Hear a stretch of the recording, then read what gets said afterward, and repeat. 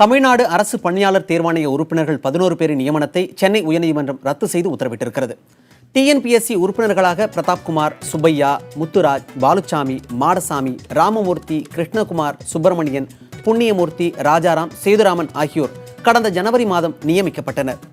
இந்த நியமனத்தில் விதிமுறைகள் பின்பற்றப்படவில்லை எனவும் உறுப்பினர்களின் நியமனத்தை ரத்து செய்ய வேண்டும் என்றும் திமுக செய்தி தொடர்பாளர் டி.கே.எஸ். இளங்கோவன், புதிய தமிழகம் கட்சியின் தலைவர் கிருஷ்ணசாமி ஆகியோர் வழக்கு தொடர்ந்திருந்தனர். விதிமுறைகளை பின்பற்றாமல் கட்சி சார்புடையவர்களை உறுப்பினர்களாக நியமித்திருப்பதாக அந்த மனுக்களில் குற்றம் சாட்டப்பட்டிருந்தது. இந்த மனு மீதான விசாரணையை தலைமை நீதிபதி எஸ்.கே. கால், நீதிபதி மகாதேவன் அடங்கிய அமர்வு முன்பு வந்தது. அனைத்து விசாரணைகளும் முடிந்த நிலையில் தமிழ்நாடு அரசு பணியாளர் தேர்வாணைய உறுப்பினர்களாக ஜனவரி மாதம் நியமனம் செய்யப்பட்ட 11 பேரின் நியமனமும் செல்லாது என இன்று நீதிமன்றம் உத்தரவு பிறப்பித்துள்ளது.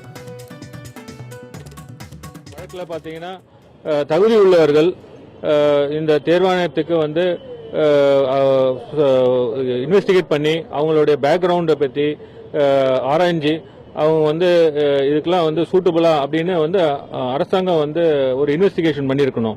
அந்த மாதிரி இன்வெஸ்டிகேஷன் எதுவுமே இவர்கள் செய்யவில்லை. நேரடியாக ஒரே நாளில் அவர்கள் அப்பாயின்மெண்ட் பண்ணிட்டாங்க. அதுவும் விடுமுறை நாட்கள்ல.